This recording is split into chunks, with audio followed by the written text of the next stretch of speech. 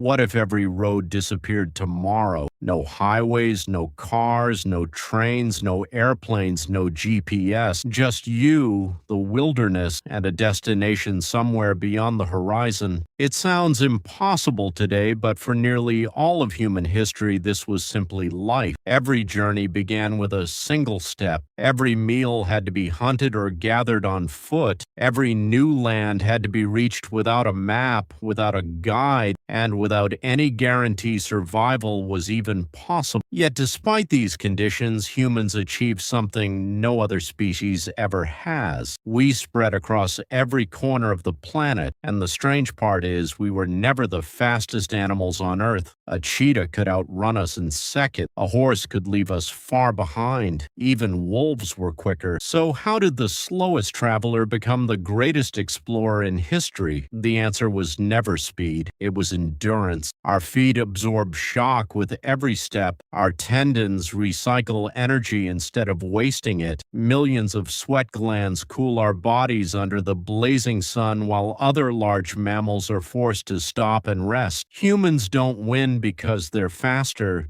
They win because they refuse to stop. Around 70,000 years ago, small groups began leaving Africa. There was no grand expedition, no leader with a map, no one who knew what lay beyond the next mountain. Families simply moved a little farther than the generation before them. Generation after generation, their footprints stretched across deserts, forests, mountains, and frozen plains. Some journeys ended in success, others in death. Wild animals, starvation, harsh weather, and unknown landscapes made every step a gamble. But turning back often meant certain death, too. So they kept walking, eventually reaching Asia, Europe, Siberia, and finally the Americas, turning an African species into the first truly global civilization. But nature placed an obstacle in their path that no amount of walking could solve. Water. Rivers split hunting grounds. Lakes trapped communities. Oceans hid lands no one knew existed. Most animals accepted these limits. Humans didn't. Someone looked at a floating log and imagined a possibility. What if water could carry us instead of stopping us? No one knows who built the first boat. It probably wasn't even a real boat, just a fallen tree, a bundle of reeds, or a rough raft. But it worked, and the world suddenly became much larger. Archaeologists have found ancient stone tools on islands that were never connected to the mainland, even during the Ice Age when sea levels were far lower. The only explanation is that early humans crossed open water thousands of years before recorded history, with no maps, no compass, and no guarantee land existed on the other side. Around 65,000 years ago, humans reached Australia after crossing open ocean. The distance was too great for drifting. Someone built a vessel, gathered people, and sailed into the unknown. Centuries later, the Polynesian navigators became some of the greatest sailors the world has ever known. Without instruments, they crossed thousands of miles of the Pacific, reading the stars, the waves, the birds, and the color of the sea to find islands invisible beyond the horizon. It remains one of history's greatest navigational achievements, but even after mastering rivers and oceans, one challenge remained. Traveling long distances was possible. Carrying everything you needed was not. A hunter could walk for miles to bring down a massive animal, but how do you carry hundreds of pounds of meat home using only your own strength? Carry too much and you slow down. Carry too little and the hunt isn't worth it. So humans got creative. At first they dragged loads on animal hides turned into makeshift sleds. Later came wooden dragging frames that spread the weight more efficiently, letting one person move far more than they ever could alone. Then came a bigger revolution, partnering with animals. The first true partner was the dog, helping humans hunt, guard camps, and pull supplies across snow and ice long before cities or kingdoms existed. But dogs could only pull so much. Humanity needed something stronger, and founded on the grasslands of Central Asia, the horse. Once people learned to ride, history accelerated overnight. Journeys that once took weeks now took days. Trade expanded, messengers moved faster, and entire cultures connected in ways never before possible. Soon, different regions adapted different animals to their environments: camels across deserts, reindeer through Arctic snow,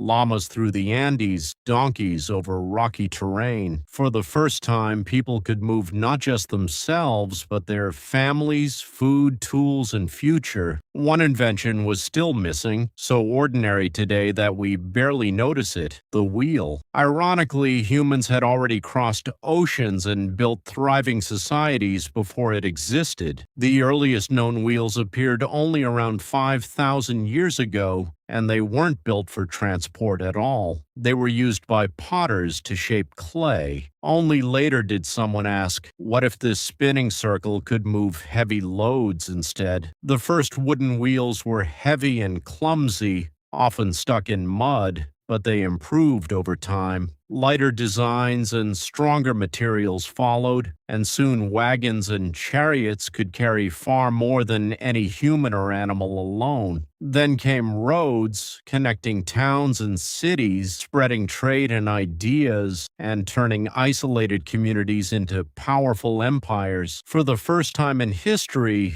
distance no longer controlled civilization. Looking back, the story of transportation is really the story of human determination. First we walked, then we floated, then we partnered with animals. Finally, we built machines that carried us farther than our ancestors could have ever imagined. Today, you can cross thousands of miles in a single day, order something from across the world with a few taps, and reach places ancient humans could only have dreamed of. We complain about traffic, about delayed flights, about a delivery arriving one day late. Yet our ancestors crossed continents barefoot, with no certainty they'd ever find food, water, or another human being again. Every highway, every bridge, every railway, every airport exists because someone, thousands of generations ago, refused to stay where they were. They looked toward an unknown horizon, took a single step, and unknowingly began the greatest journey in human history.